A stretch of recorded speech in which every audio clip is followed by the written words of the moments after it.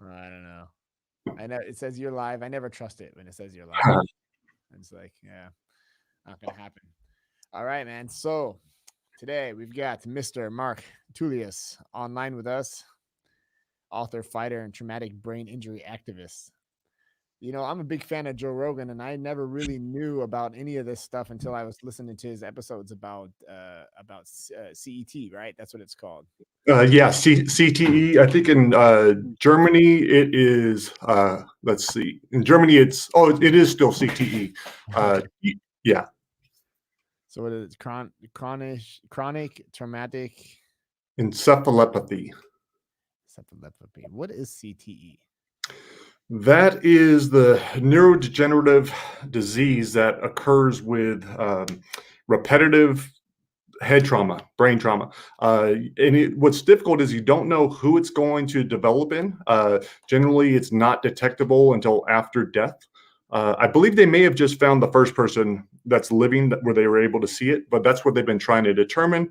Um, but really, it's like a form of dementia. It's going to affect the similarities between traumatic brain injury symptoms and CT are very close together. So depression, anxiety, anger, like impulse control, that was a big one for me. Having that rage. Um, so a lot of emotional stability, and because it just does a number on your brain. So and then there's the memory problems and everything else. But it was the Joe Rogan episode that really got me, that started me on the path too, which was really cool. I had two friends send me an article because they knew I was interested in brain damage stuff. I was talking to friends. I didn't think I had any. I thought I had somehow, had a resilient brain. I didn't have any issues, and because I had 8 different concussions where I was knocked out completely. Played college football. I was a terrible fighter in both boxing and MMA. I had a losing record, so I was taking more damage than I was dealing. Um, but I thought it was fine. And then two friends sent me the episode of Joe Rogan and Dr. Mark Gordon, and that's what really got me thinking. I wrote to them. I was like, I'll try it. I did his protocol. I had my blood tested, and they said, yeah, for sure, you have the symptoms of someone that's had multiple TBIs. My hormones were so terrible, and so that was the first step in rehabbing my brain was thanks to Joe Rogan. So traumatic brain injury is TBI. Okay. All right. All of these acronyms I have to kind of Google at the same time. Yeah. And what was the episode? What doctor was he talking to? That was episode, I believe it's 1056. His name is Dr. Mark Gordon. There's a terrific documentary I just watched called um, Quiet Explosions Healing Inside the Brain. And Joe Rogan's on there, Dr. Gordon's on there, Dr. Daniel Amen, who's another one I mentioned in my book. He's one of the leading brain doctors. Um, so that's a fantastic documentary for anyone that wants to have an understanding of what traumatic brain injuries are and how they can manifest. And what's really interesting, I started this book because of teammates of mine that were writing to me saying, "Hey, I'm having these brain issues. I'm in a brain study. I'm in a terrible place. Into my rope." I started doing the research because of them and all these MMA fighters that I've interviewed. I interviewed close to like 330 MMA fighters, and I'm friends with a lot more. And just thinking about what kind of damage that they've taken, what's going to happen to them. But writing the book made me realize just how many people have traumatic brain injuries that we don't know about. Dr. Gordon pointed out like it could be a roller coaster ride, or a small car accident, or something like that can trigger this inflammation process. Once the inflammation process begins, our brain loses the ability to self-regulate hormones, and when that happens, like my testosterone was really low, my vitamin D3 was super low.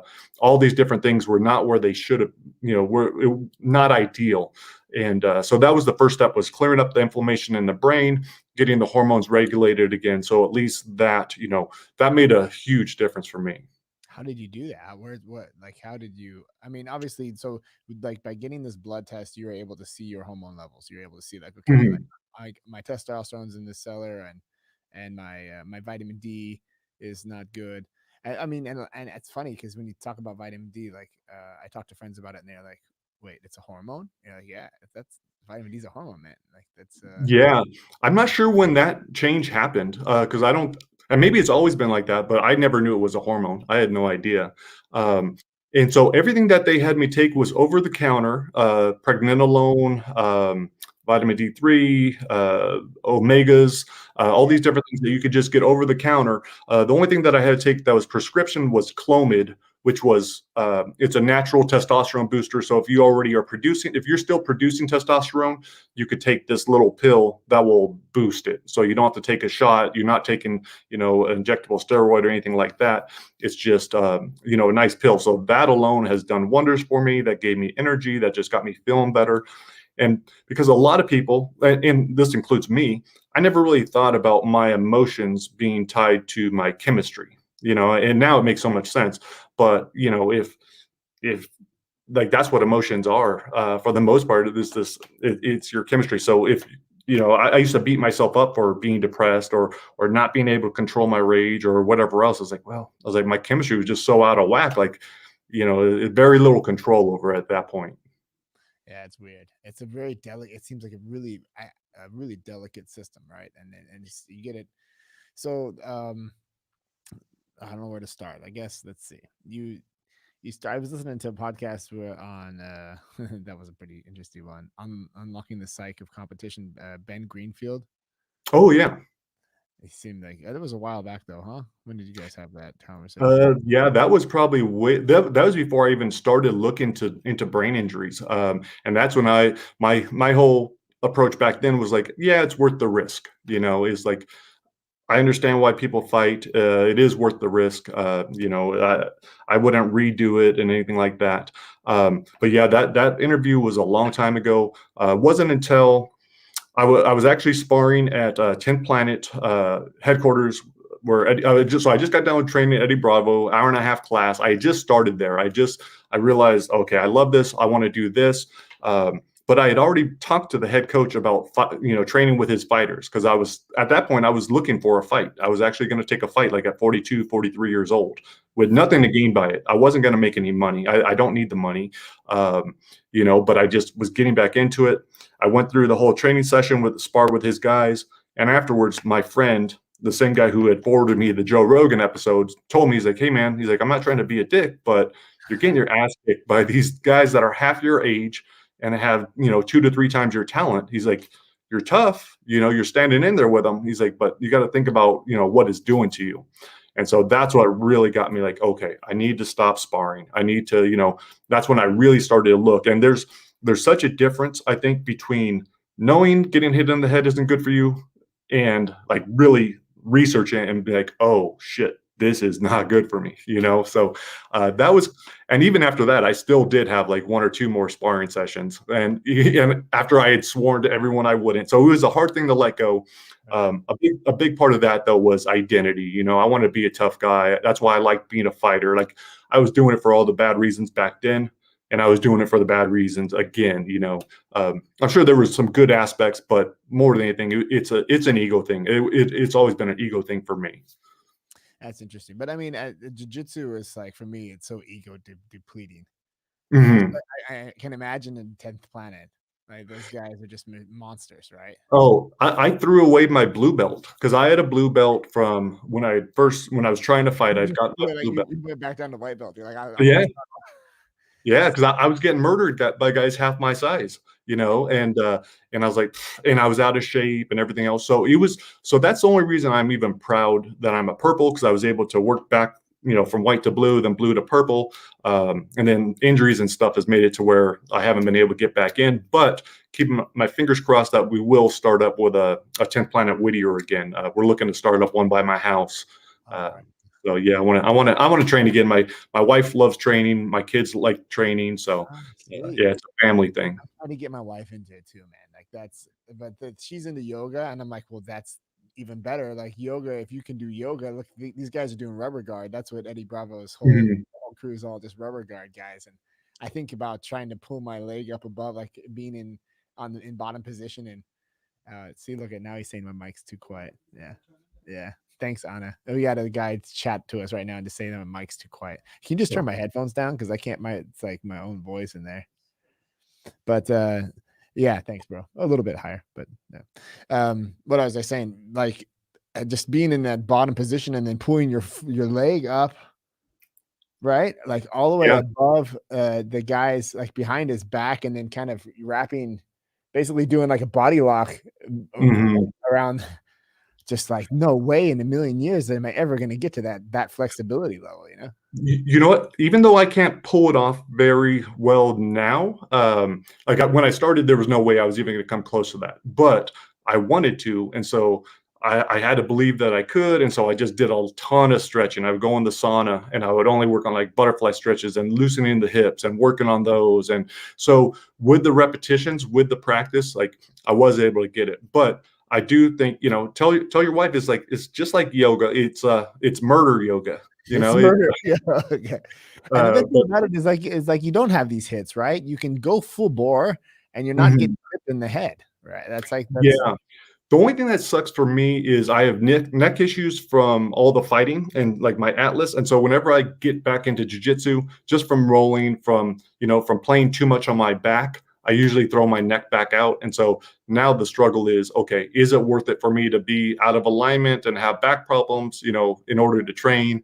And sometimes I'm like, yeah, it is. And then I'll live with that pain for like a month. I'm like, maybe it's not. So it's all about trying to find, especially at my age, I'm going to be 49.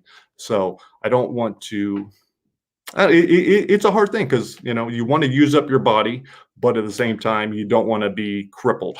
So very true. hard call. Yeah, I mean, you know, these like Joe Rogan has these crazy pictures of himself sometimes, like where he's got all these needles in his back and stuff, and it's like, oh, I'm 52 and I'm doing jujitsu. It's like, yeah, but that doesn't look very fun. It's all bleeding. I mean, he probably doesn't even feel it, but he does all sorts of crazy things to keep his body on the level. Um, Yeah. yeah. I mean, yeah, neck is no joke. I had my rib, like I was in the bottom position, and my buddy pulled my lapel. Well, not like, like the longer part, like the tail of it, and he pulled it up underneath my rib and just ripped my rib up. And I was like, oh, I'm sure you know how ribs are. They're kind of weird. Like you thought, I was like, oh, I'm good. And then that night I was like getting up and getting down, and it was like kind of popping up and down. And I was like, oh, that's a weird feeling. And then I like kind of like gave it 2 weeks. And I went back to train again, and then I just really ruined it because Mhm. and then I had like probably a 6 week period where I couldn't sleep. Like I'll never forget that. Uh, that was a crazy summer. And ever since then, I have like this huge respect for just listening to my body, and these are all bodily things. To get back to you and to your book, the head is like you're taking damage, and you have really no chance of catching it because this like your one tool that's going to help you is the thing being damaged. Like I could be aware of my rib, and even then I was telling myself I'm good. I mean, you Mhm. go there and you're used to this. You look physically fit, you feel good, you're good to go. Yeah, and you've Yeah. been studying these guys. So in your book and in these interviews that you're doing tell me about the process of writing the book and having these interviews with these MMA guys and talking to them about, I mean, it's got to be a sensitive subject, right? It's Well, with the first book, Unlocking the Cage, the brain damage didn't really come up. I started that in like 2012. With that one, I was mainly interested in finding out who they were and why they fought. right. So those were usually good. I mean, we had some deep conversations. I had I was talking to guys of all levels. So amateurs, that were about to have their first fight or just had their first fight, all the way to Dominic Cruz, and other champions. And so, yeah, so it was super cool just seeing this wide range. I went to gyms in poor areas. I got to go to 100 gyms in the US, actually 99, and then one in Canada. Um, and so it was really cool. It was inspiring. I got to see a lot. But one thing I was looking at, the guys that had a lot of fights, I was kind of looking at them to see, how punchy are they? Are they slurring their words and stuff like that? And I saw some of that, but not a lot. And so that gave me another sense of, probably a false sense of security. Mhm. Because then when I started finding out about traumatic brain injuries, often lots of the stuff doesn't show up until like 5 to 10 years after the trauma. You might have had a car accident 5 years ago, never really thought about it. You walked away from it. Maybe you had a headache for a day or something, but it has started this inflammation process that you weren't aware of. And now your emotions are starting to change. And now maybe you're thinking it's something else. Maybe you think it's your marriage, or maybe you think it's just stress, or maybe you think it's like, but this inflammation is just building and your hormones are getting more screwed up. And then, so, yeah, with my with the new book, the brain damage book, I only did a couple interviews. One was of a teammate at Brown who only played football, but he had also boxed when he was younger. And that was super sad because the reason I was talking to him was he was about to die. He had acute myeloid leukemia, and he wasn't able to fight it because of the CT was so advanced in his brain. Like the combination of the chemo and the brain damage was going to turn him into a vegetable. So even if he survived, it was going to be awful. And so I got to spend a lot of time with him and his family, which was amazing to see. But super. It was powerful for me to see that, and because he looks a lot like me, we were very similar. We both had lots of similar characteristics, and so I was looking at him. I'm like, man, is this the path I'm going down? Is this what's going to happen with me? Not the cancer, but even just the brain stuff. But so I was talking with him and Chael Sonin's coach, Scott McQuarrie. He had some bad concussions later in life that really did a number on him. He had some long-lasting TBI symptoms. And so I got to talk with both of them. So that was majority. And then the rest of the time I was talking with doctors, and it's a lot of my process. But that process of thinking I'm fine, because I think that's important for people to realize. We all think we're fine because that's our normal. It's like, okay, no, I'm fine. It was 2 weeks after doing Dr. Gordon's protocol. I was in my backyard. This is like maybe 8 or 9 in the morning. Generally, that's when I would start smoking weed. I was a big cannabis user. I've realized how much of that was due to my concussions, just to give me a sense of calm. But I started crying, breaking down crying in the backyard. And it's not because something was wrong, but because I had this absence of, dis-ease. I was like, where's all this depression? Where's the anxiety? Where's all this other stuff that I didn't realize that was there? That was my normal. But all of a sudden, because everything is starting to clear up, like, is not there. I'm like, holy shit, I can't believe I had been living like that. So That's one reason why I'm really grateful that I started a brain journal. So every day I was writing down, okay, this is how much caffeine I had. This is how much weed I smoked today. This is the fight I had with my wife. This is what happened on the drive to school. This is how I handled my stress. And so going back, like if I hadn't done that, it would have been really difficult for me to write this book because I wouldn't have really appreciated where I'm at now. But where I'm at now, I look back, I'm like, oh my God, I can't believe I was living like that. Like there's no way I would have made it through the pandemic. Like I would have been dead, divorced, or in prison if I hadn't made these changes. And that's coming from someone who most people think, that I have it together. Even if they knew the old me, they're like, oh, Mark's intelligent. He's, a nice guy. He's caring. He's all these other things, but they don't know what's, really going inside someone else. So that's what I was trying to capture with the title of the book. It's TBI or CT. What the hell is wrong with me? It's like, something's off, but you don't know what it is. That's powerful. Mm-hmm. That's cool. So the brain journal. So that's a great idea. So you're able to and caffeine, anything that's going in, everything goes in the brain, right? But any of these stimulants. So you got the pot and you got the caffeine. Mm-hmm. Do you microdose, or do you take any? Do you ever experiment with psilocybin? I haven't. I wanted to, and that was going to be the final chapter in my book. Well, the second to last was just going to be on psychedelics, because I did do a DMT experience, and it was incredible. Like I tell everyone, like most beautiful experience ever, better than childbirth and all that. Like it was just life changing. My wife doesn't like hear me say that, but like it really gets rid of or lowers the fear of death. Just an amazing thing, make you feel connected with the universe.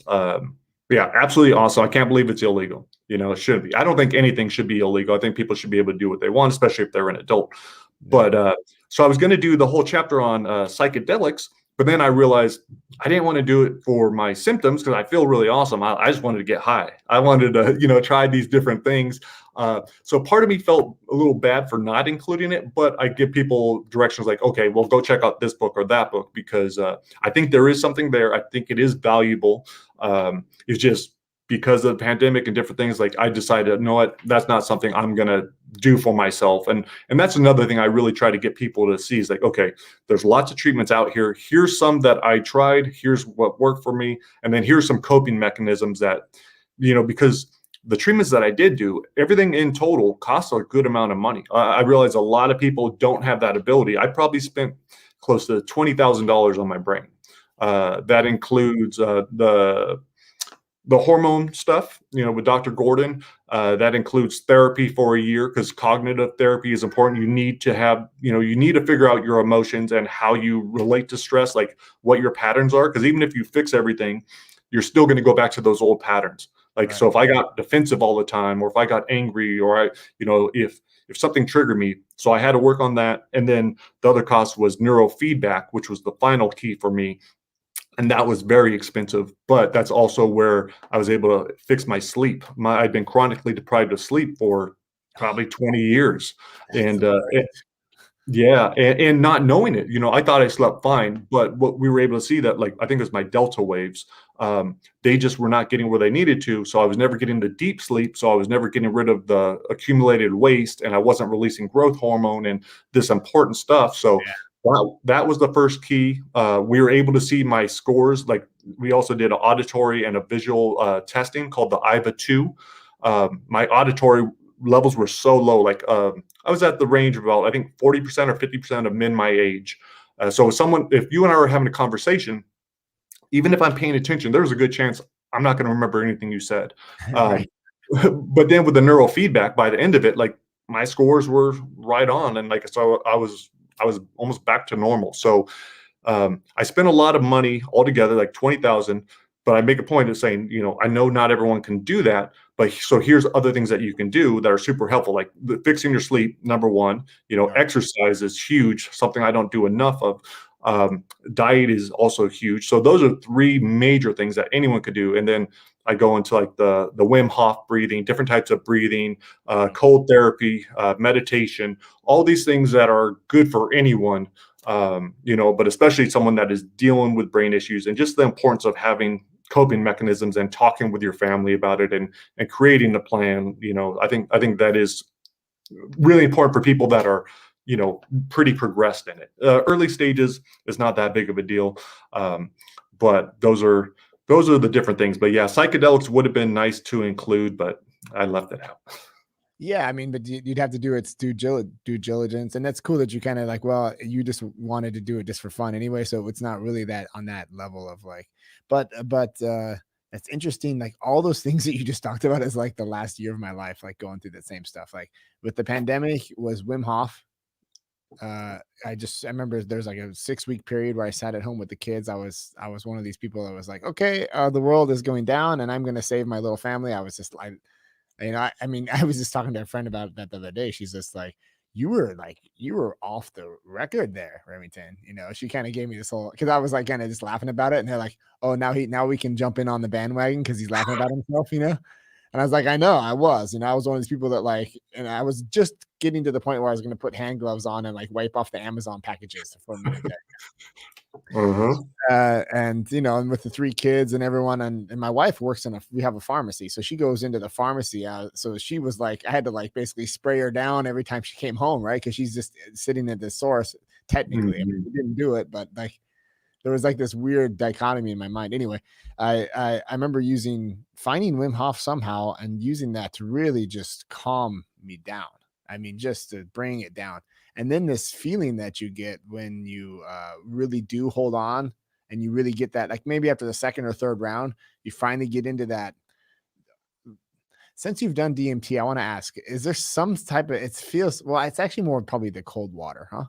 Like when you get into that really cold water, it feels like it's like almost that similar feeling where the oxygen is just out of your body, and you just have this, I don't know. I just want to kind of share with you that, because a lot of people that I talk to, they don't know about it. And it's cool to have somebody else to talk to about that.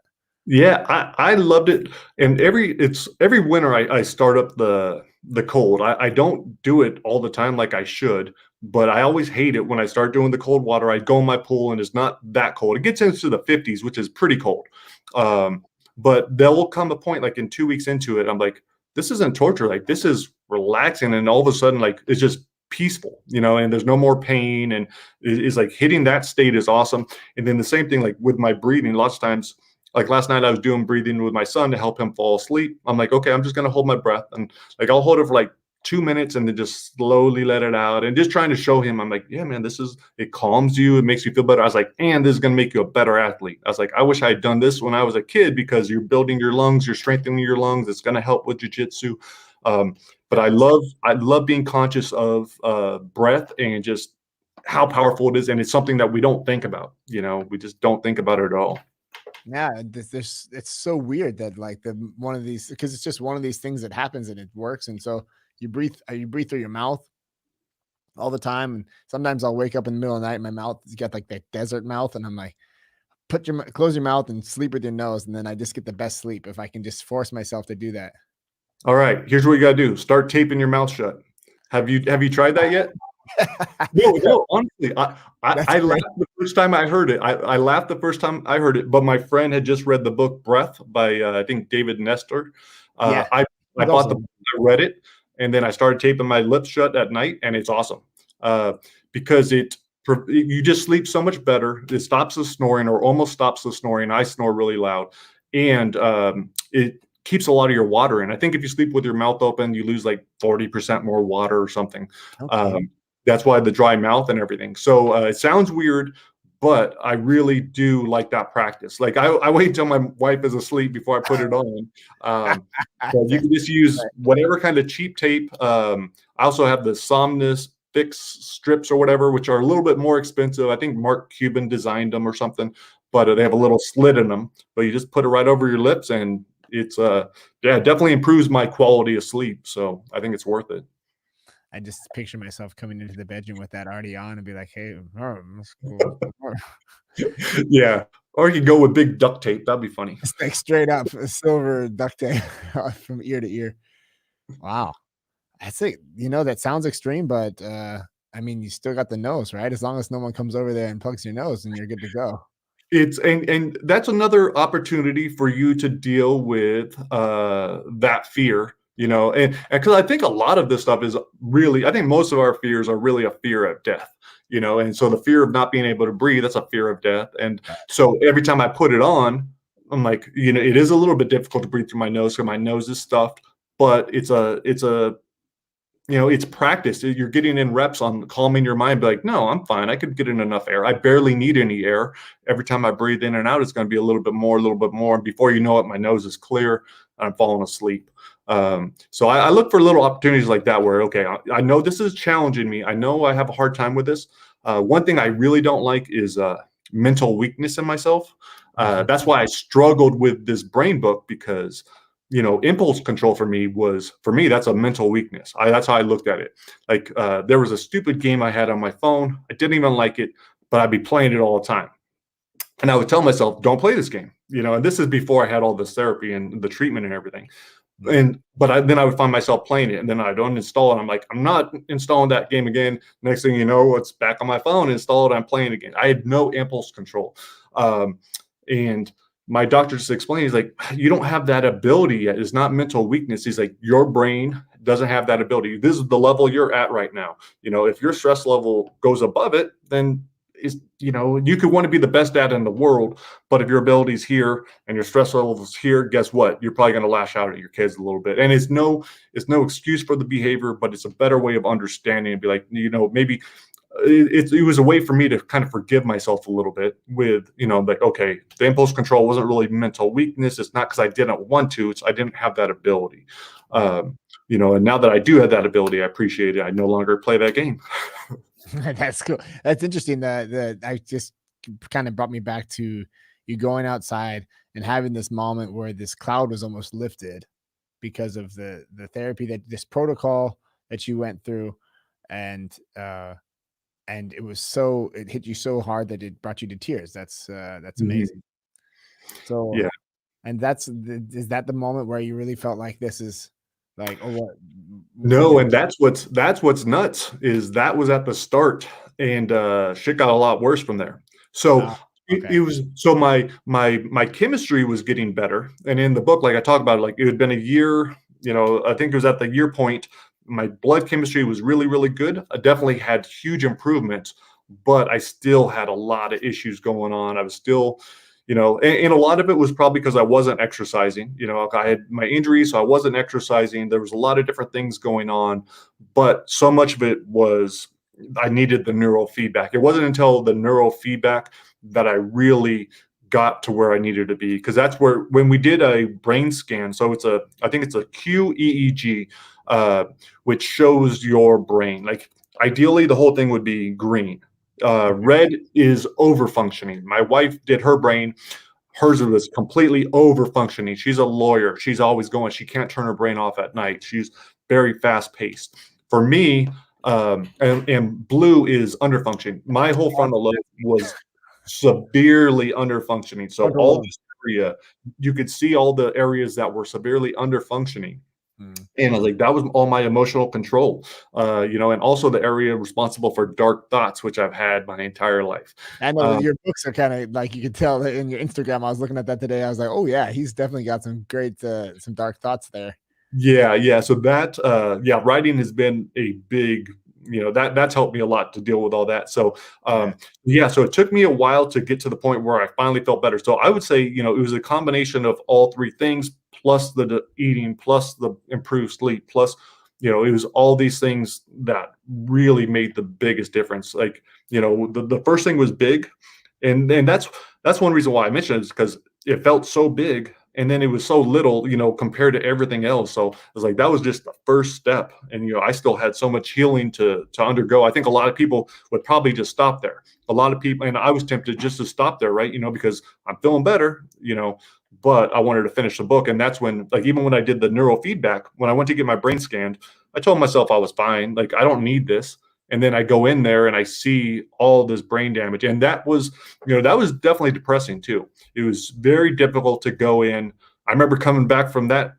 I called my wife right afterwards, and I told her, I was like, oh, I used the wrong words. I said, my frontal lobe is gone, or fucked, or something like that, and that really scared her. And I realized that wasn't the right words, but that's how I was feeling. I was feeling like, man, like, this sucks. I did all this other stuff, but look at my brain. And at that point, I was really under the impression that our brain, I'd read books about our brain being plastic, that we could improve it, but I don't know how much I really believed it. And because everything that we've always heard since we were kids, like, you fuck up your brain, you screw up your brain, and there's just a downward slide. You're not going to improve. It's just going to get worse.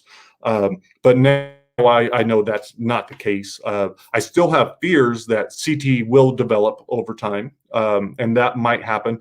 But because my brain is now primed and I'm getting the sleep I need, I'm removing the waste products, the tau and the beta amyloid, which speeds up the CTE. And so I feel like I have a much better chance. I feel like, even if I do develop, I probably postponed it.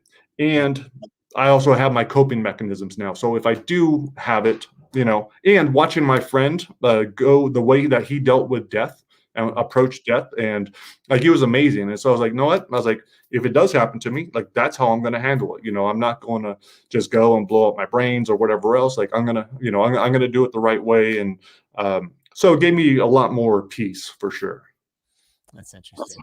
There's so many topics there. Like the one that hit me right off the bat was where you were just talking about the just this neurofeedback. So you go in there, they take this map of your brain, right? You see this picture, you see, but what happens after that? Like what how does that's a whole science for itself, right? So yeah. So at that point, so we got to look at it, and the way the doctor explained to me, to make me feel a little bit better, is like, you have a very fast brain, you have a high functioning brain, or whatever. He's like, he compared it to, like, I had a Corvette or something that had been in an accident. Like, it's still a really good car, but now we got to fix it up. He's like, if you had come in with a beat up, like, Pinto or something, he's like, there's not much we could do. We could still fix it, but it's going to still be a Pinto, and it's going to be slow, or whatever else. Yeah. So he was telling me, you're lucky, you're blessed with a pretty good brain. Now we have to improve it. So and then he said the first thing we needed to work on was a sleep. So that was the first area that they worked on. You would just simply go into their office. They would put one or two electrodes on the different spots that they wanted to work on. So let's say it was up here, or let's say it was right here. and then you would watch a screen. It's a video game playing. You don't do anything. You're just sitting there and watching it, but you would get an auditory and a visual reward every time your brain hit the right wavelength. So if they wanted my delta wavelength at like 30, these are just numbers I'm throwing out there. If you wanted to hit it at 30, then every time my delta wave hits 30, then this dragon flies through this circle and it goes ding. And so it rewards your brain, even though like I have no control over the dragon, but your brain wants to keep getting this reward, and so it keeps trying to get to 30, and eventually it will. So with enough sessions, so it did wonders for me. Just recently we actually had my mom go in because she didn't want to, but her sister has advanced dementia really bad. My mom's sleep had been terrible for years and years and years. I told her, I was like, Mom, I was like, you're going to have dementia. This is what's going to happen. Like, there's no ifs, ands, or buts. Like, if you stay alive, you're going to end up in the same place. I said, at least let's give this a shot. She went, and for her, she only needed, I think we gave her 30 sessions, and her sleep is all improved now. All her testing is way up. I think for me, I did 100 sessions because I had a lot of damage. And lots of those were at home too. During the pandemic, I was able to do, I think it was through a Muse headband. Yeah. Through my doctor. Yeah. It worked. Yeah. That's interesting. You know, I mean, I played football in high school. I mean, it's just like there's always improvements, right? And you're just on it too. Like just talking to you. I was just listening to the conversation from 2014. You're like you're talking different. Like you got to hold like that's 7 years ago. But like I can hear it in your voice, man. There's a different brain in there right now. You know. I think so, and that's cool to hear. I feel different. I feel much more confident. I feel like I could kind of retain information now before I could, and before, like honestly, I was high all the time. Like that's a chapter in the book because I had to address it because I was smoking all day long. Lots of when I went to like the Cleveland Clinic in Las Vegas to do part of the professional fighters study.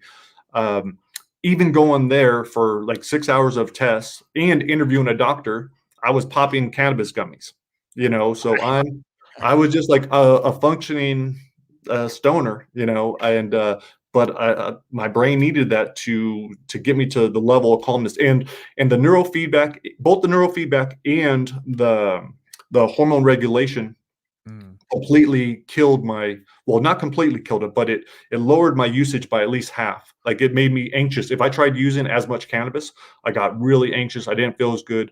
And it's because my neuroreceptors were now open to this cannabis. Before I had so few open, like I would just have to flood myself with all this weed.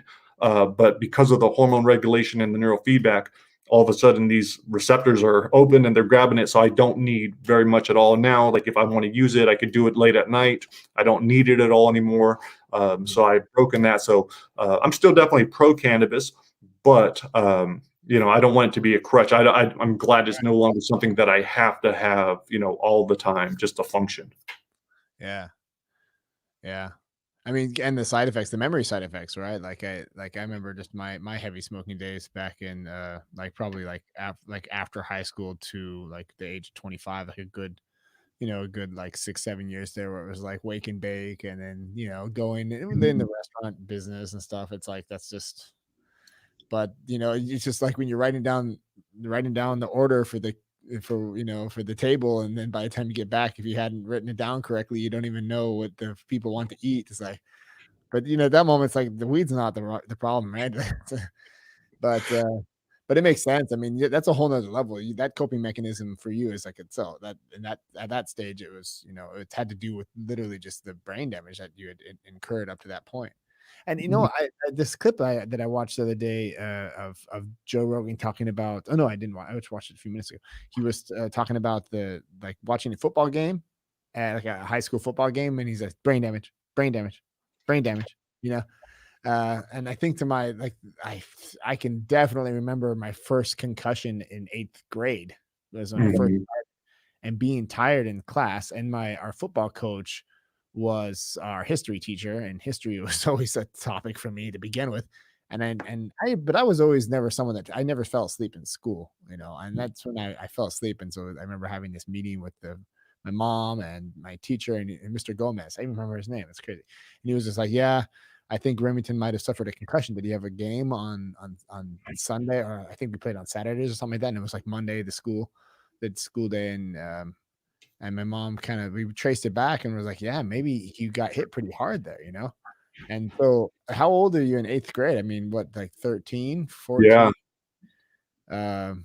That's a very tender I mean, our brain's always tender, but I wonder, you've there's a couple things you've brought up there that have made me want to even research myself and kind of just go into what's going on with my brain, get a scan, check it out, I would highly that I wanted to ask you that. I was going to ask if you had any concussions, even just you saying that you played high school football. That alone, because it's not even just the concussions, it's the repetitive head trauma. So, and that's one thing they're really trying to get across with the traumatic brain injuries. You don't have to have a concussion in order to have a TBI. Like it's getting hit in the head. Like, and that was one of my problems playing football. I led with my head. Like I would always just go helmet to helmet every play. Like because I played defensive line, I was shooting off. I was trying to put my helmet on their helmet. Like that's what I did. I wasn't a very good player, but that's what I was doing. So it was just that repetitive stuff. So I would say with you, yeah, I think the first step, like next time you get blood work done, you can send it my way or whatever.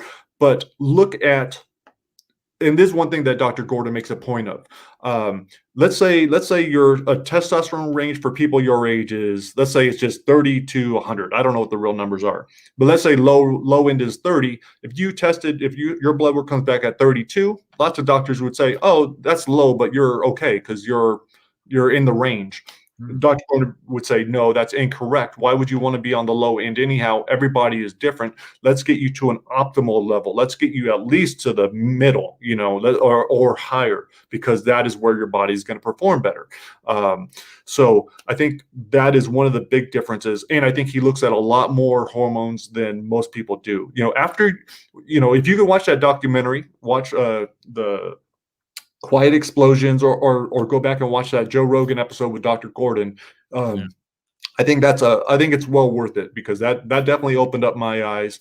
And yeah, that's what I want to get people to do. Like, even if, because we all know, it goes back to us being fine. Like you seem 100% fine. You seem happy. You seem intelligent. You seem totally good. But who knows if you have some anxiety or you're some depression or these other issues, or if it's starting to accumulate now. So I think it is worth checking it out and really looking at that. Yeah, like I'm kind of like a I have to blame Joe.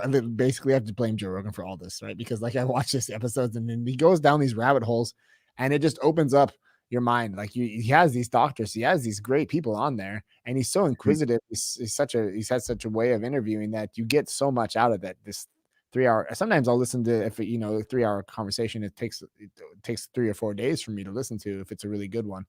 And there's even been moments like when he was talking to Dr. Rhonda Patrick where I'm like taking notes. Because my wife's a pharmacist, I try and like bounce it off her, and then she has to kind of look up the German thing. She understands. We speak English, and she'll watch. Like I make her watch some episodes, like when it's with Dr. Rhonda Patrick, about this whole vitamin D and vitamin C, and we ended up starting infusions here locally because we're out in the middle of nowhere. We're not really we're close to Berlin, about an hour and a half from Berlin. And the next bigger city, like 45 minutes away, you can go down there and get infusions. But my sister-in-law is she's like a homeopathic practitioner, I guess you would say. I basically call them, they're my white witches. Like between those two women, they would have gone on the cross back in the day. Like they're just constantly making things, and they're not really like, my wife's not the typical pharmaceutical. She likes to try and solve things like on a more of a root cause thing. So we do the vitamin C, like 7.5 grams, 7,500 milligrams, vitamin C infusion. It's insane. Like you feel just like a newborn baby. But what we wanted to do was, like you said, like get your levels before and after to kind of see like what's going on. Vitamin C is something that in 24 hours, I think it's gone. But yeah, where's my testosterone at? Like I want to I want to be Joe Rogan at 52. He looks fantastic. And I know jujitsu is hard on my body. We've all had injuries, and I'm thinking like I want to do jujitsu. I'm hooked on it. It's like a life thing for me. So I want to do it until I die. That's And awesome. so yeah, but at the same time, it's like I know that the reality of that is in order to do that, I have to take care of my body like on another level. Like I can't just eat fry. I just used to eat terrible, like just frozen pizzas. I've been in Jerry's, no sports. I remember my first time on the mats, like I just got murdered, like murdered. Uh, and I felt like I got in a car wreck. My whole body was stiff, because you just go into that, you're like kind of in this flight or flight mode. You don't even know it, you just and and now like fast forward 3 years later, we just doing a session. I'm just trying to get my blue belt though. I've been like, it's taking me this long, and I'm just like I feel it coming. I hope, but I don't want to hold on to it too much, but I'm hoping. And just to look back and even those differences, and it's like, yeah, okay, omega-3s, testosterone, good. It's a little tricky here because you can't just go down to the doctor like I guess you can in the States and just be like, hey, I'd like to just, where are my levels at? Let's get me going. It's a little trickier here in Germany. So I ended up doing this asparic acid. Okay. I don't really know. Like, it's kind of like my wife's like, okay, the studies are kind of here and there, but when I take it, like my levels, they're up. Like I guess the normal level is between 300 and 900 for my age, and I'm around 600. But that's also like on that day where I take the blood, like I was at jujitsu the day before, then my testosterone levels are going to be lower just because you just threw it all out there. So it's just like having a doctor like on your levels would just be awesome, right? Because they just know who you are. They get your blood work on a regular basis. And I mean, how often are you doing blood work when you're trying to get your testosterone levels in the right area? I think we did 1 month. So we did at the start, 3 months, 6 months, and then a year. And I think it's every 6 months. Yeah. And so that way, just to make sure everything's still looking good. And that's such a great indicator for overall health too. A lot of people don't look at that, but that could probably be a way to detect early cancer or something like that. If your levels are all off, if everything had been going pretty good, and then all of a sudden 6 months later it's garbage, then there's something that happened probably. Yeah. Yeah. I mean, I remember talking to my dad about it. He's like, wait, when you're 40, you're gonna like it's gonna dip and you're gonna be depressed. Get ready for it. Like he just gave me that speech. I was like, I don't want that. Well, and that's Dr. Gordon's whole point. He said that Western medicine has accepted that when we hit our 40s, that we are going to decline. That's what we were taught to believe, and he said there's no reason for that. We can keep our hormones where we want them, so we don't have to have that slide. Why accept that? So I get some people may not be able to do it or whatever else, but I think that should be the goal. The goal should be to live as long a life as possible at the best levels. So. Yeah, there's this stigma because Arnold or something, that like just because we're talking about hormones and stuff, it's like, first off, I'm a dude, so my hormones are fine, my balls are fine. It's like, just don't even talk about it. And then the second thing is, and you have to give Joe Rogan props for that, because he's so open about it. And it's like he's showing like men that you can still be like you don't have to be a bro about that. You can just you can do this hormone replacement therapy and just keep your levels at like I was like, okay, I'm 40. Just give me like the levels at 32. I don't need to be 21. Just give me like a 32-year-old. I'll stay 32 on my hormone level until I kick the bucket. Like, that's cool. But why is that unhealthy? Does that mean I have an enlarged prostate and I'm gonna have a higher risk of prostate cancer? Question mark. So then I'm sure the doctor, what's his name again? I'm sorry, you said it like 5 times. Gordon. Dr. Gordon, that's easy to remember too. Dr. Gordon, what does he say about that? Do you remember what he mentioned about that? Because that's like one thing my wife always kind of throws in she's like, okay, enlarged prostate, better chance of prostate cancer because your testosterone levels are, but that's only if you're too high. I'm not sure on that. Yeah, I'm thinking, I was like, if it happens, it'll happen down the road. But But with the steroids, with hormones and stuff, when they first told me to do it and that they recommended that, I almost felt like I shouldn't in a way because it does feel like cheating, because even just testosterone, just that word alone takes us back to being a kid, and steroids are wrong, testosterone, all Yeah. that. But my dad, he gets a steroid injection. He's 78, 79. And he's like, why wouldn't you want that? Why wouldn't you want your testosterone level to be where it should be, like, or higher? So, because you're going to have more energy, you're going to feel better. Why would you not do that? Because you're worried that it's cheating?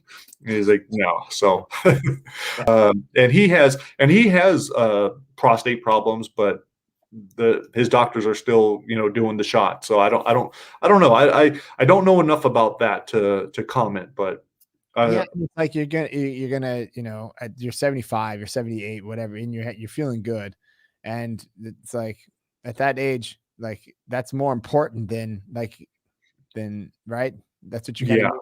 Like at that point, like the downside of that is not as big as the upside. But Right, right, and that's risk versus reward. that brought me up to something else that you mentioned in this other podcast I was listening to in 2014 when you guys are talking about the UFC um, banning testosterone replacement therapy. Now I don't know what the status of that now is because it seems like that's something that's almost like that's not Yeah, it's not cool. I don't know. I just wondered if you knew something about that. you know what? I haven't. I've actually, you talking about Rogan watching the football, and the brain damage. I've kind of turned away from MMA and like I don't watch football at all anymore. And part of it is just because I don't want to see these guys getting like severe damage. Like it's hard for me. It brings back a lot of stuff. Same thing kind of happens with fights. I still watch it if I have a friend fighting, but even then, that's still kind of difficult. And I realize it also brings up a lot of emotions in me too. Like I want to get in there, and it brings up a lot of stuff that I was like, okay, I'm suppressing that right now. Let's keep that down. Right. That's But I'm not sure as far as the replacement therapy. It seems like if they do have lower testosterone because of hits to the head, then it seems like they should be able to. But I'm guessing lots of those effects with their testosterone probably won't occur until after they're done fighting anyhow. right. Probably. It's such a delayed process, right? That's crazy. Yeah.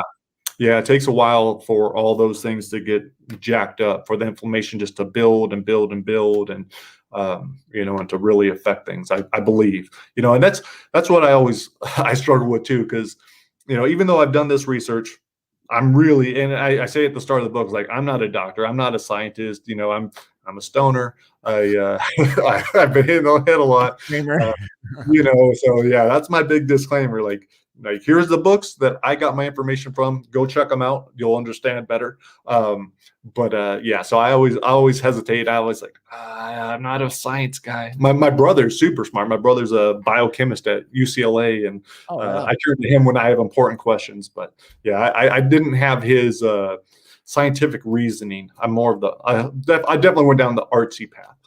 Yeah, but that's cool that you shared your story, right? Because any person that hears this, or any person that can go to these different references that you pulled up, and I feel like I want to go back through this episode even and just kind of put that in the show notes, link out to all the things you're talking about, because there's so many things that even when you're talking about putting the tape on your mouth for sleeping, and the cold water and breathing, and then and this whole protocol from Dr. Gordon. I never heard of that. Like I think that was one of those episodes, like I heard, I'm like, oh, that's really important, and then you just move on in your life and you move to the next thing. You don't even really realize how much you can improve it. Like I said, now I feel like I want to just check it out and just see, like, okay, am I a blue brain, am I a red brain, am I green?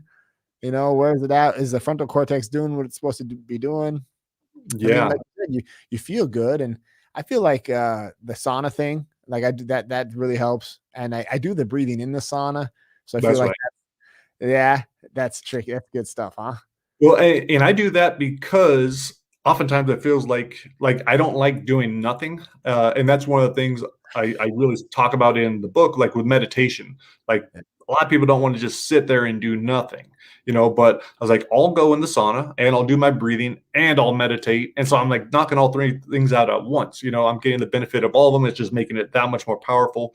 But yeah, that's how I justify it to myself, because otherwise I'm very bad. I always want to be productive. I always want to be, doing something, and that's such a Western thing. It's like, okay, just do it, be productive.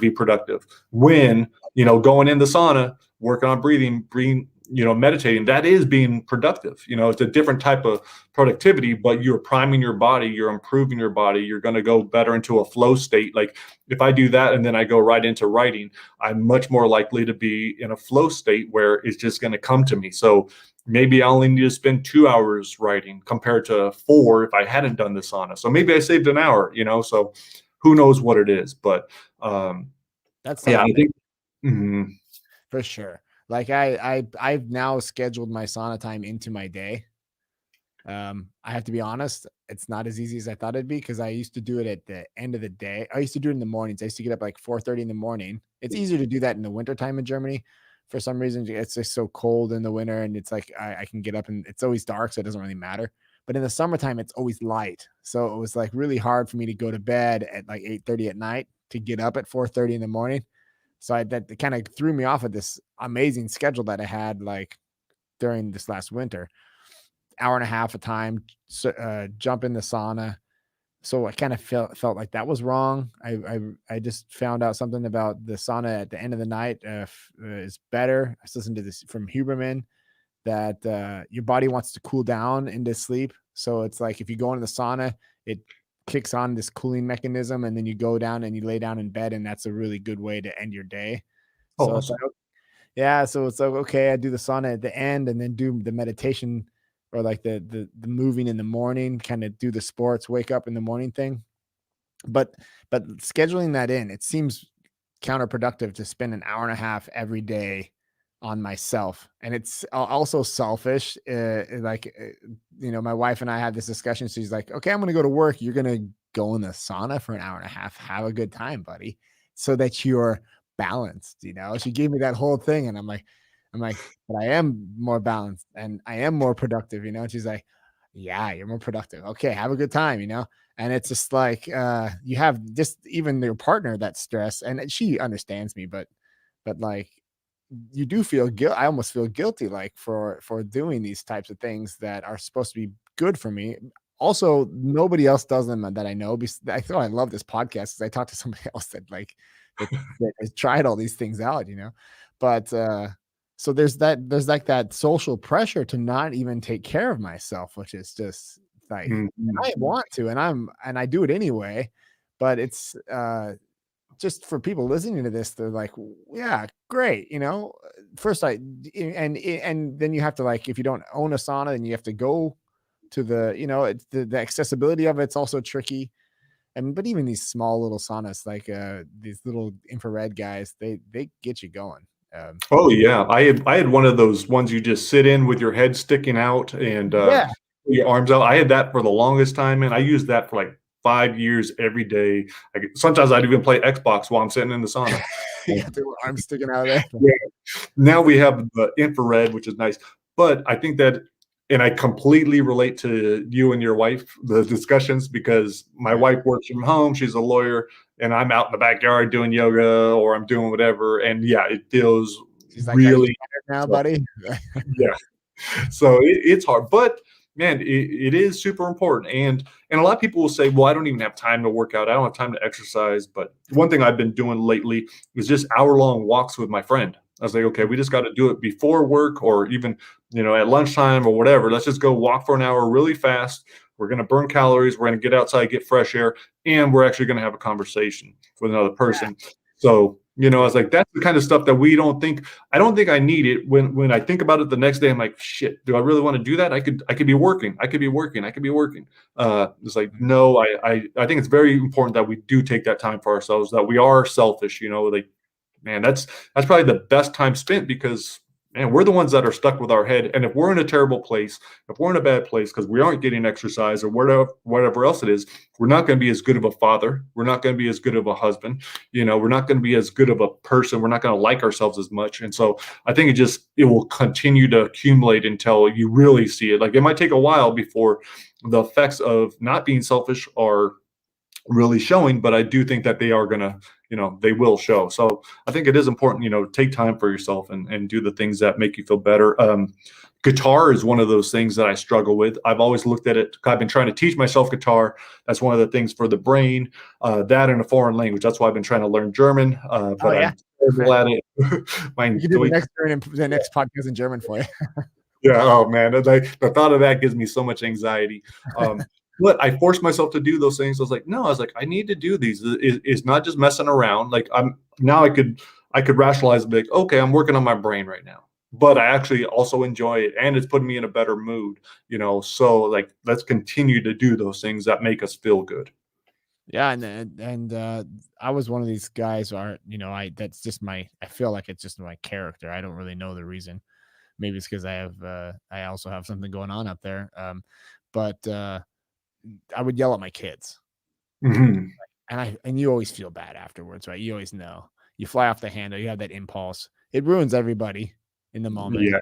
And it doesn't matter what you do afterwards. Like you can try, and it's like an alcoholic. It's like, you beat, it's like, I felt like it. I felt like I'm training my children to want to, like my little girls to, like, they're just going to want to marry an alcoholic asshole that's always apologizing for the mistakes he made. Like I was like, I got to stop this. Hmm. Cause that would, that stress level would be too high. And then the thing goes off, and everyone is getting now the loud daddy that's gonna, and put them all, and I'm just gonna shut them all up. And then it's like, and I feel instantly terrible afterwards. And I'm like, what is it? What is that?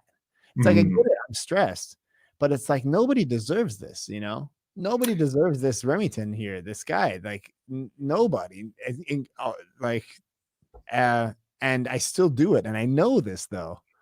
And the meditation is what really helped me. The breathing stopped, like, got me into the meditation because, like you said, it was the same thing for me. It's just too boring. And so the Hmm. breathing, and then the sauna is like a challenge because it's hot. So it's like, okay, now I'm challenging, I'm hot. And then you have these moments. It's so hard to explain to anybody. And I want to get into this one last thing before. I don't know how much time you have, buddy. I Oh, feel dude, I got all day. okay, cool. uh, but the thing that happens in when I'm meditating and I get to that point where I'm literally not thinking about anything, and I really do have that space, and then you're holding the breath until it gets to the point where you feel like you're going to pass out, right? Like you have to be laying down. I've made the mistake of trying to do that in other positions and had to catch myself, like, from, yeah, I did that once in the shower, and I ate shit in the shower. I just, I just do. And my wife's like, "That's enough with this breathing shit." She, like, came in because she heard me just crash on the. I was like, "I'm good. I'm good. I'm good." I was like, "Oh shit. Okay. I guess that's why he says in his app everywhere you should be laying down when you're doing your breathing exercises, dummy." And I still Yeah. was like, "I got this. I'm totally got this under control." Um, but that just shows how much you really go away in that moment, and then you suck that air in, right? And then it just all comes back, and, like, your hearing comes back. It kind of it goes away, or it comes back. There's this whole moment, and when my eyes are closed, even when my eyes are open, like, there's all these patterns.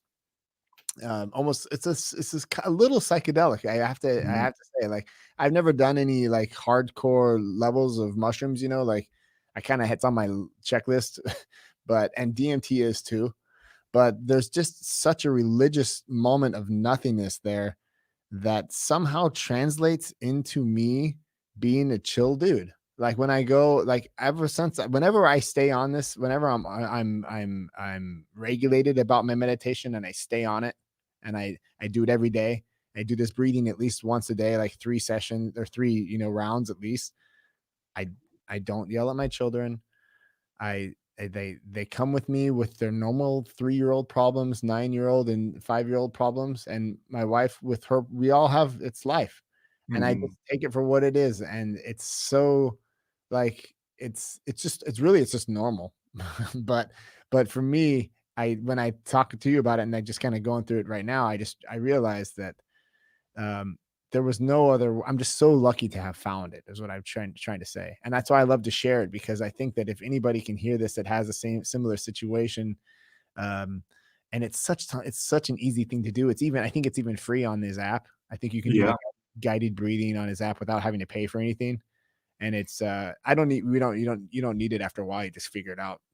But just having that 40 seconds of like basically hyperventilating and then holding your breath, and God, just a lifesaver, and like I said, just if that helps anybody, like it helped me, I just would love to share that. But I'm really glad that you shared that because, yeah, the talking to the kids, looking at, and I've even gone so much as like, man, even if I just if I look at them the wrong way, like if I look at them really mean, like that's almost as bad as hitting them. It's like a big scary dad, coming down on 'em, making them feel like shit. I've had so many of those talks with my kids, like, hey, the way I talked with you, you did not deserve that.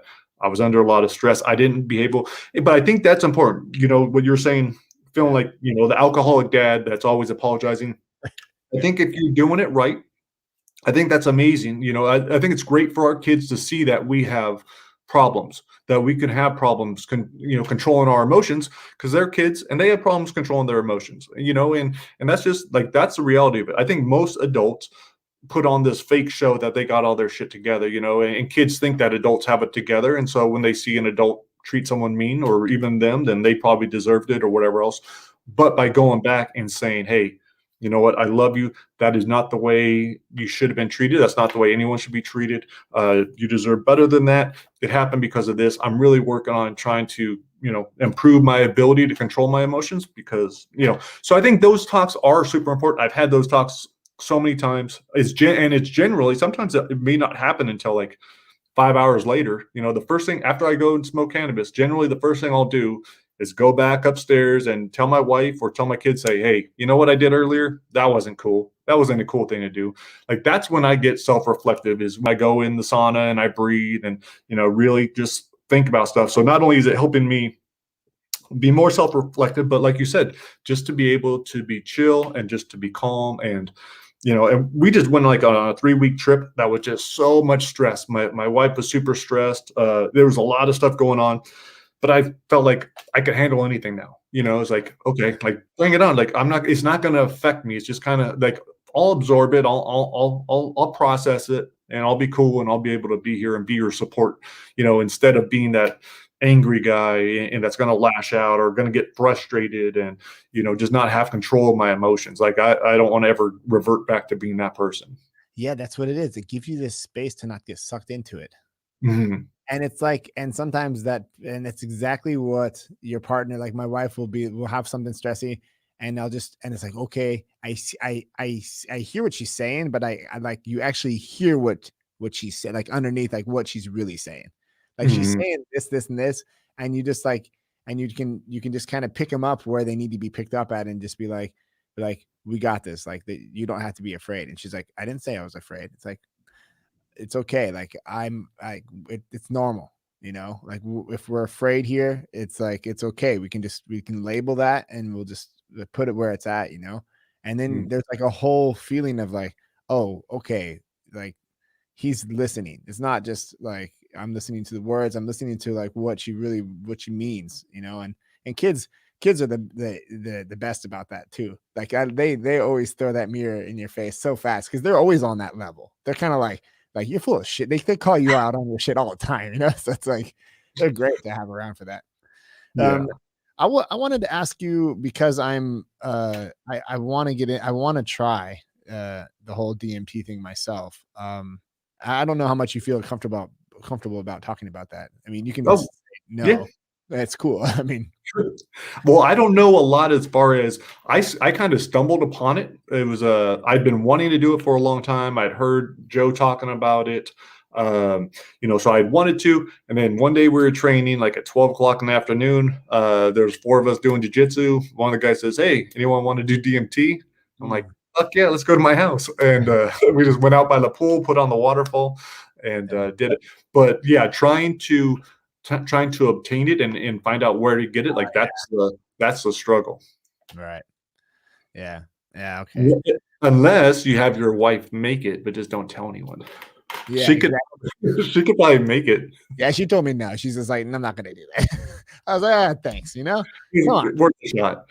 Yeah, I was like, I'm gonna have to go out to go get some toad somewhere and milk this toad, and but the cool thing was I got one of these this Sonora toad book that was written from the original guy that figured it out, and then he actually wants to save the toads because they're just being harvested. It's almost kind of a sad thing that these Oh, toads wow. that have this milk with the DMT in it are just being harvested. So he created a kind of a manual for synthesizing DMT in the back of it. So I don't know. Just go check it out. And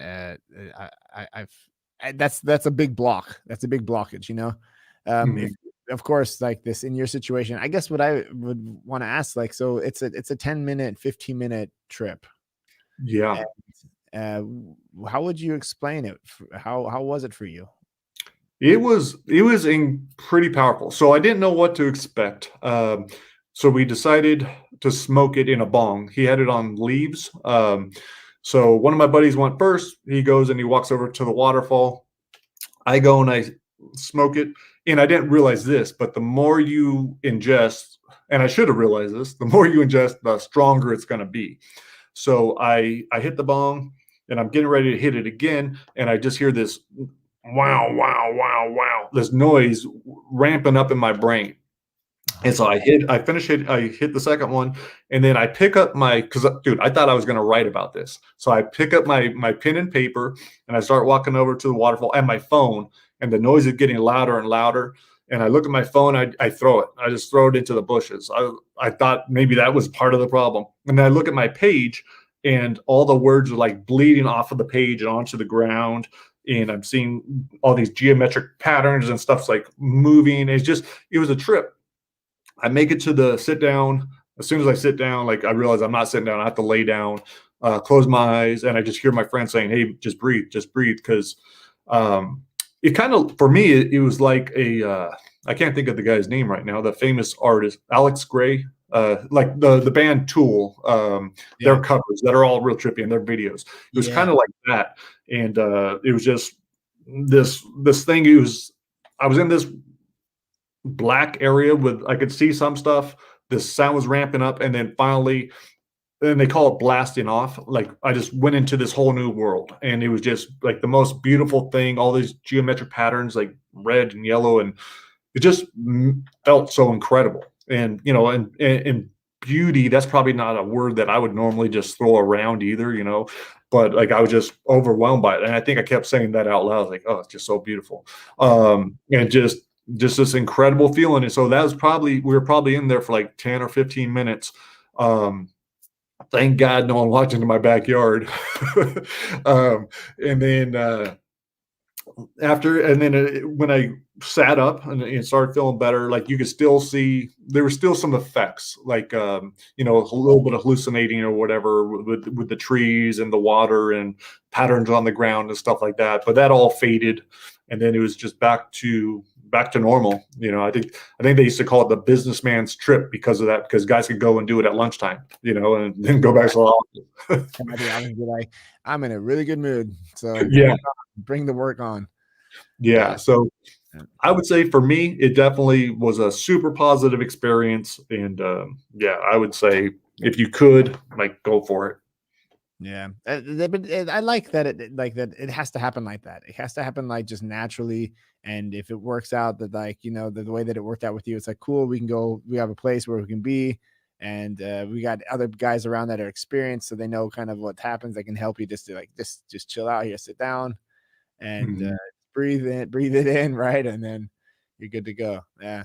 Yeah, that's why I want to do it, because every person I hear about all besides Michael Pollan, when he talked about it, he's like, I'm good. I don't ever need to do that again. He said it was horrific because he got shot on this rocket into the center of the universe and everything was gone. And he's like, I don't need to do that ever again. Like, so that was funny. But I think there's these different chains of the molecule that are a little bit like if it's synthetic or if it's from the toad, and how you ingest it has to do with how just how intense this shoot off is, right? Mhm. But it's Yeah. you weren't even able to get that second hit off, right? So that was like what you were saying, like it just Yeah, yeah, but it was and one of our friends that did it, he didn't have as good of an experience because he didn't smoke as much of it, and so he right. never really blasted off. He was, like, just kinda in that one area or whatever in his brain, Yeah, and so but he still had a good experience, but it wasn't like he wasn't profoundly affected like the 3 of us were. yeah. Yeah, and I wonder, like, it seems like something that it's just kind of a nice reminder every now and then. I mean, I think there's a way of reaching that in some sense with meditation, but I think it's just takes 30 years of practice and silent retreats to get to that type of consciousness. And so it's a Mhm. little bit of like a shortcut to enlightenment, in a sense. It's like, okay, Yeah. let's kind of pull back the blinders and just show me what's really up here. And then it's gone again. And it's like, okay, well, maybe I don't need to do that every week, but I could, it's always nice to just have that reminder. It feels like, you know, Yeah. Yeah, no, I like that. That just made me think of something that you're talking about how, it's a shortcut. I'm just messing around right now with a shortcut that seems to be working, hypnosis. I'm actually doing remote hypnosis sessions, once a week, and I don't know the actual stats on this, but supposedly it's way, way, way more effective than talk therapy. Talk therapy, let's say it takes you 20 or 50 sessions to deal with this issue. One or two sessions of hypnosis might nail it. But I really like how it's been working for me so far. I've only had two sessions, but lots of the messages I'm hearing them like one of the things she's implanted in me is I like making good decisions. And that's a good and I yeah, and I hear myself saying it, and I really believe it. So it's not even like it's sometimes you could trick yourself into thinking certain ways or like, okay, I'm gonna take this perspective. I'm gonna tell myself this. When I want food, I'm gonna tell myself this. yeah, But this is much more legitimate. Like I'll look at going to get some popcorn because I have that I want to eat at night because I feel like a reward. But I'll go there. I'm like, know what? I'm gonna go with the water. I like making good decisions, and then I feel good about it, and then I'll like repeat it, and it's just more and more. So like that's one of the new ones we've been doing. Also working on squashing I think it's good to be very conscious of our negative voices. I've mhm, always called myself a dumb shit. I've always considered myself an idiot. And so that's one of the things I would constantly do. So one of the things right now is we're working on getting rid of that because I realize how much that's held me back, just that belief, that false belief. right. But even though it's false, and if I could look on paper and I could say, okay, well, this is not true. You're not an idiot. But doesn't matter if it's false or not because I've been believing, I've been saying it so many times, so I have to break that pattern, and that's what one of the things we're working on with hypnosis right now, and it seems to be working. So I'm digging it. That's cool. So how did you find this person? You just also through a friend, or did you? Yeah, a friend. Actually, I was interviewed on his podcast, and he recommended her. He said, "Hey, just try her out for free." I really hit it off with her. So, and now I got one of my buddies going to her, Yeah, uh, and that's what's amazing with these podcasts too. Like, it's an awesome way to create friends. Like I was always such an introvert before, always afraid to talk to people, thinking they're not going to like me, I won't like them, but making some awesome connections, having like this is a fantastic conversation. I'm totally. not going to have this conversation with anyone else today. Like this is super cool. So yeah, I appreciate this. Yeah. Yeah, I was talking to my wife the other day too. We are walking the dog and walking the kids out there, and they kind of were all off on their own, and so we had like an actual moment for each other, and and I realized in that moment because had something to change, and I kind of discussed should I kind of just take it easy on the podcast and just stop it for a little bit, and I was like, no, I can't do that. Like I can't stop doing this. Like it just, and I was like, why is it so important to me? Like why is it what is it about this podcast that really is so important to me that I feel like, I'm almost like, you always try and in meditation, you always try and let go of stuff and not have attachment. So I was trying to figure out what is this attachment, and it's this human connection that you have with someone that has similar interest, or or even a complete different story, right? Like a perspective Mhm. that you never even knew was out there.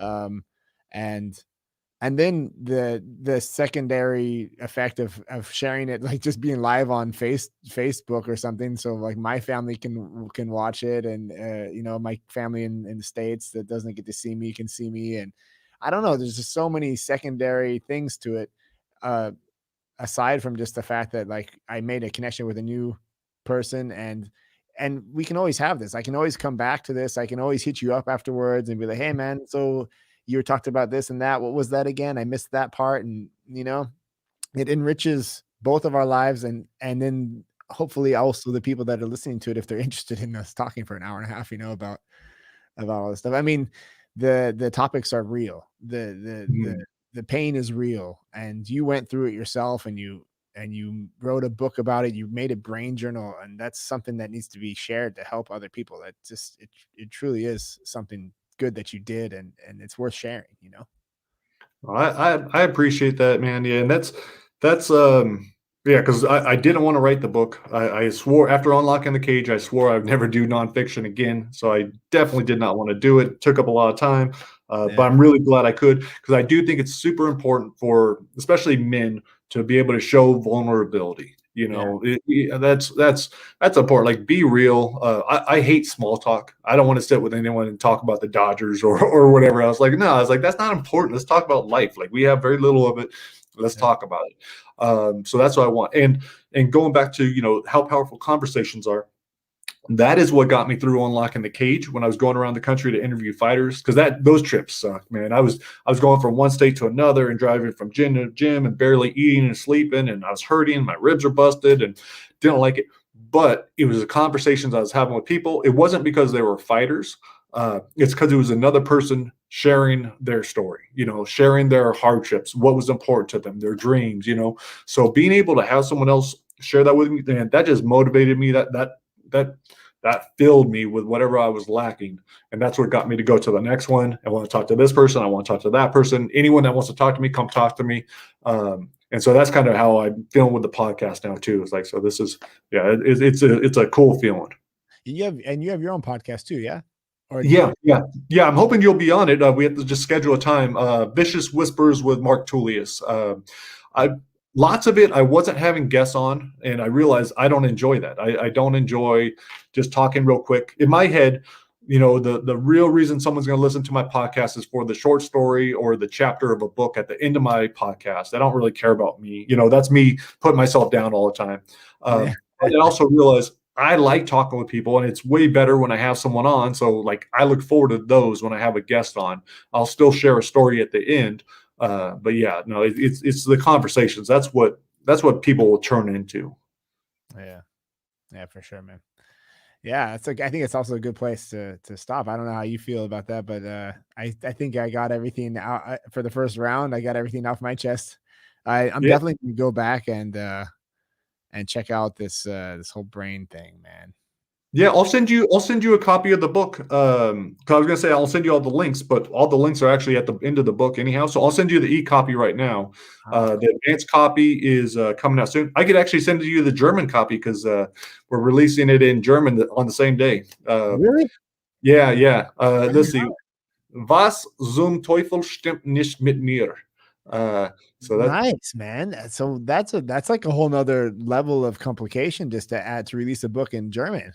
Yeah, I'm going to the Frankfurt Book Fair for the first time. Dude, I'm so overwhelmed and like so much anxiety because I was like, I don't know whether or not it's actually, for the longest time, I was like, is it even going to happen because of the pandemic and everything else?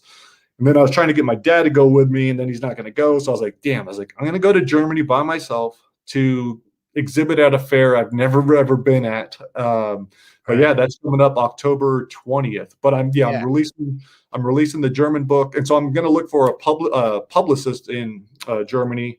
I want to start getting in the newspapers. I want to really make a big deal about the TBI book, and I have two other books that are translated in German now. But I'm going to translate all my titles because I want to go after that market. I have family in Germany, not that I know very well.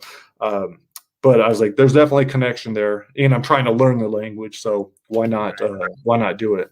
Oh man, that's cool. I wonder if I can the 20th to 24th. I have to look at that. I just pulled it up online here. The Frankfurter Bookmesse 2021. Reconnect. Welcome to Frankfurt. Yeah, if you can make it, man, I'll get you a pass for sure. Yeah, I definitely check that out, man. That's interesting. That's a cool, that's a funny thing that I'm like, I'm American living in Germany, and then it's just an interesting coincidence again. I love that's again, like I love that about this podcast. It's like how random is that like that you're into that you're trying Well, to.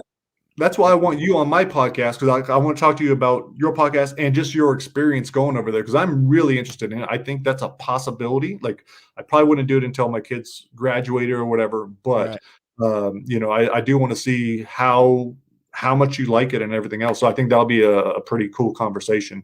for Um, sure. and and I just hooked up with I just got a co-author. We just signed a contract. He's a German. He lives in Germany. We're gonna do Try Not to Die, which is my so I have a series of books called Try Not to Die, which is kind of like the old Choose Your Own Adventures, where every couple pages you choose what happens. But in my books, if you choose wrong, you die. Like terrible. Uh, so I'm gonna write it with him, but we're gonna do Try Not to Die on the Rhine. So on the Rhine River, we're using a lot of Germany's legendary creatures. So he's going to write it in German. I'll translate it on my end, and then I'll write the English version, and we'll go back and forth. So I want to try to hit an author. I also got one in Canada now, so I'm going to try to hit every country with it, just world domination. But yeah, so I got that one in Germany. I'm pretty excited about that. Right on, man. Yeah, you're definitely a productive guy. For as much meditation and relaxation you're doing, I guess it's working out, huh? Yeah, it and that's what I'm realizing now too. Is like I've already done so much. I've done so much of the work now. Like I used to always just rush things and I wouldn't appreciate it. But now it's like with the brain book, this is the first book where I'm like, okay, this is an important book. I need to make sure to do this one right. I think it's important, to get it out there. Keeping my fingers crossed that I'll get on Rogan's podcast. We'll Yeah, see. I just got an amazing blurb from Sam Sheridan, who wrote, he was on Joe Rogan's podcast. He wrote The Fighter's Mind and I think The Warrior's Heart or The Fighter's Heart, something like that. But he just gave me an awesome blurb for the book. So sweet. I'm spending time on that, and I have all these different co-authors. I think we have like 20 books altogether in the Try Not to Die series that we're, slowly working on. But yeah, I believe in just, working on as many things as possible, and then I do, the sauna and the breathing to not be overwhelmed by it. Yeah, exactly. Yeah, man, that was nice. That was a good conversation, man. So yeah, then I will definitely hit you up. I'll when we're gonna finish up this episode, and then when I release it, I'll just send you a note, and then I would love to just like I said, stay connected, and I'll definitely check out these dates with my wife. I think that we have to check and make sure that my son they have like he has like a week off in October from school. I have to see where that aligns with that. But other than that, like a trip down to Frankfurt to meet you in person would be pretty badass. That'd be super cool. We could train too. We'll have to find a place to train. Yeah, Fit. yeah, exactly. Oh, totally. Like, just find, like, a jujitsu place down there, and then, Mhm. just do a little session and roll, and that would exactly. Yeah, that'd be super cool. Yeah, I can always go for a little it's always cool to go into, like that's what I love about jujitsu. It's just that, like, you can just show up and be like, "Hey, let's roll," you know? You can maybe hit them up a day beforehand, and they're like, "Yeah, open mats, just come by." Like, what other sports can you do that like that, you know? Yeah. You show up and No, just I train love a it. totally, new group of guys, you know? That's cool. Mhm. Yeah, dude. Alright. Well then, Mark, thanks again. Thank you. This was amazing, man. You made my day. Super Cool. cool. I appreciate it, and I look forward to talking to you more on my podcast. Right on. All right, Mark. Adios, amigo. All right, see ya. Later.